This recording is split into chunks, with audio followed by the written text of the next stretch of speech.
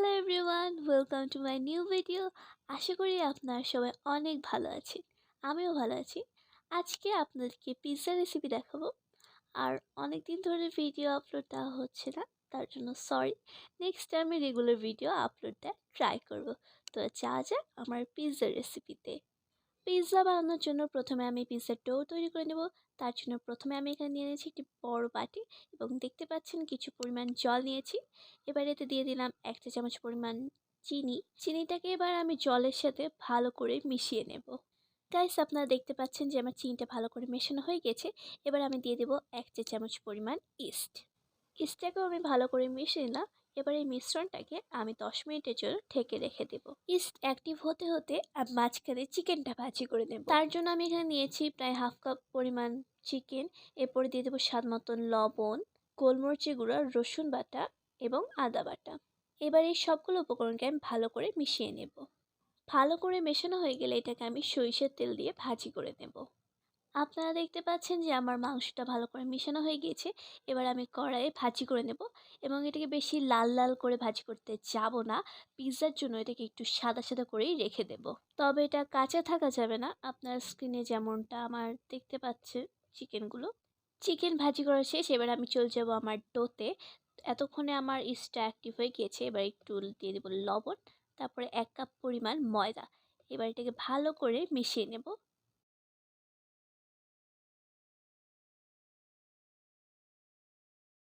আপনারা দেখতে পাচ্ছেন যে আমার ময়দাটা ভালো করে মেশানো হয়ে গিয়েছে। ফার্স্টের দিকে একটু কেমন যেন ময়দাগুলো খুলে খুলে যাচ্ছিল। তারপর আমি একটু জল অ্যাড করে আমার এরকমটা হয়েছে। এবার এটাকে আমি গোল করে বেলে নেব।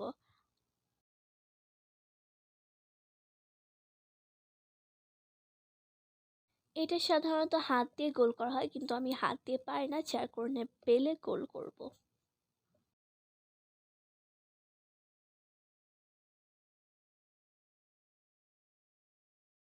গাইস, আপনারা দেখতে পাচ্ছেন যে এটা আমার গোল করা হয়ে গেছে, কিন্তু দেখতে একদম তেরা বেঁকা লাগছে।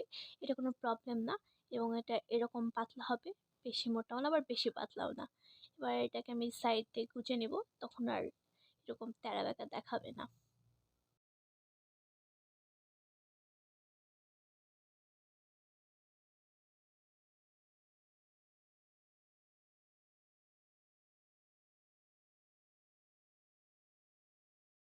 আমার পিৎজার ডোয়ের চারপাশ দিয়ে গুজে নেওয়া শেষ। এবার আমি এখানে একটু তেল মালিশ করে নেব। এরপর কাঁটা চামচ দিয়ে ডোয়ের উপর আমি ফুটো করে নেব।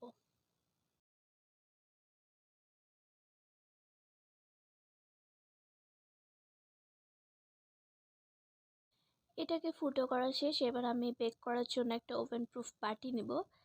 তো এটা হচ্ছে কেকের বাটি, আমার কাছে পিৎজারটা নাই, মাঝখানে দাগ হয়ে গিয়েছে। এটা চাকু দিয়ে কাটার সময় ফার্স্টে খেয়াল করা হয়নি। তো এখানে আমি ফার্স্টে তেল মালিশ করে নেবো। এটা হচ্ছে সরিষার তেল দিয়েছি, যাতে ময়দার সাথে লেগে না যায় ডোটা। পিৎজার ডোটা আমি বাটিতে রেখে দিলাম। সাইডটা আমি আমার বাটির সমান করে ঠিক করে দিলাম। এবার এর উপরে আমি তেল মালিশ করব আবার। এবার এই ডোয়ের উপরে আমি টমেটো কেচাপ দিয়ে মাখিয়ে নেব পুরোটা ভালো করে। কেচাপটা মাখানো শেষ। এবার আমি দেবো হচ্ছে মোজরেলা চিজ। এটাকে আমি গ্রেট করে দেব এবং এটার পরিমাণটা বেশি হতে হবে, কারণ পিৎজাতে এই মোজরেলা চিজটাই মেইন। তো আমার মোজরেলা চিজ দেওয়া শেষ। এবার আমি বাকি আইটেমসগুলো দেবো। দিলাম হচ্ছে রিং অনিয়ন, এটা আমি অল্প করেই দেব। এরপরে দেবো হচ্ছে আমার ভাজি করে রাখা চিকেনগুলো, এটা আমি সাজিয়ে দেব।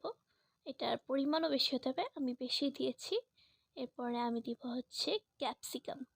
ক্যাপসিকাম আপনারা চাইলে বিভিন্ন রঙের দিতে পারেন, কিন্তু আমার বাসায় গ্রিন কালারটা এখন অ্যাভেলেবল আছে, তো আমি গ্রিন কালারই দিচ্ছি। আমার পিৎজার উপর এটা সাজানো হয়ে গেলে আমি আবারও উপর দিয়ে মোজারেলা চিজ দেব। আর বাকি থাকে হচ্ছে একটা আইটেম, সেটা হচ্ছে অরিগ্যানো। এটা আমি বেশিও দেবো না, কমও দেবো না, একেবারে মিডিয়াম করে দেব। তো আমার বানানোর সব শেষ। এখন আমি এটাকে বেক করব। আপনারা দেখতে পাচ্ছেন এটা কাঁচা অবস্থা। আপনাদেরকে আরেকটি জিনিস দেখাবো যে আমার তেল দেওয়ার কারণে ডোটা ওঠাতে খুব একটা অসুবিধা হচ্ছে না, সহজে উঠে যাচ্ছে। তাহলে বেক করার পরেও এটা এরকমই থাকবে। এখন আমি চলে যাব হচ্ছে মাইক্রো ওভেনে। চুলায় করলে অতটা ভালো হয় না, যে ফ্রাই প্যান দিয়ে উপরে ঢাকনা দিয়ে ঢেকে দিতে হয়। ওইটা আমি একবার ট্রাই করেছিলাম, দেখা যাচ্ছে যে ভালো হয় না। তো এটা আসলে ইলেকট্রিক ওভেনে করতে, আমাদের ইলেকট্রিক ওভেন নেই। দ্যাটস আমি মাইক্রো ওভেনে 10 থেকে 15 মিনিটের মধ্যে এটা বেক করে নিই। এতে স্বাদের কোনো ব্যাঘাত ঘটে না। তো আমার পিৎজাটা রেডি হয়ে গিয়েছে, আপনারা দেখতে পাচ্ছেন যে আপনাদের মনে হতে পারে যে সাইড দিয়ে কাঁচা কাঁচা আছে, কিন্তু না, ক্যামেরার কারণে এটা দেখা যাচ্ছে। আমি পরে খেয়াল করেছি যে ক্যামেরার এসে একরকম দেখতে, আমার বাইরেরটা একরকম দেখতে, কিন্তু এটা আসলে কাঁচা না, এটা একদমই পারফেক্ট হয়েছে। আমি আপনাদের পুরোটা ঘুরে ঘুরে দেখিয়ে দিচ্ছি যে পিৎজাটা আসলে কেমন হয়েছে। উপরে ঠিক মতন বেক হয়েছে। মাংসটা আপনাদের মনে হতে পারে যে ওইটা সিদ্ধ করা হয়নি, কাঁচা আছে নাকি, না কাঁচা নেই। এরপরে আমার চিজটা সম্পূর্ণ গলে গিয়েছে। এখন আমি এটা কেটে দেখব এবং খেয়ে দেখব কীরকম হয়েছে। সাইডে দেখতে পাচ্ছেন যে যেখানে আমি ধরে আছি সেখানে অনেক টেস্টি হয়েছে। তো এটা হচ্ছে আমার পিৎজার ফুল বডি। আপনারা দেখে বলুন কেমন হয়েছে, অবশ্যই কমেন্ট করবেন। এটা ছিল আমার পিৎজার রেসিপি, আপনারা অবশ্যই ট্রাই করবেন। এবং নিচতে দেখতে পাচ্ছেন যে আমার পিৎজাটা বেশি মোটা হয়নি, নিচের স্তরটা।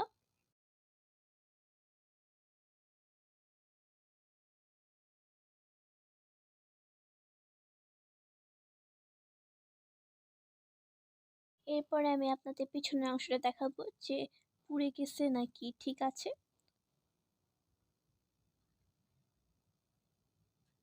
এই যে আমার পিছনের অংশটা হালকা বাদামি বাদামি কালার। আমার পিৎজা রেসিপি আজ এ পর্যন্তই। ভিডিওটি ভালো লাগলে অবশ্যই লাইক করে দিবেন একটা, আর আমার চ্যানেলটি যদি সাবস্ক্রাইব করা না থাকে সাবস্ক্রাইব করবেন। নেক্সট কোন রেসিপি ভিডিও করব আপনারা অবশ্যই সেটা কমেন্টে বলবেন। এতক্ষণ সাথে থাকার জন্য অনেক অনেক ধন্যবাদ। দেখা হচ্ছে আমার পরের ভিডিওতে।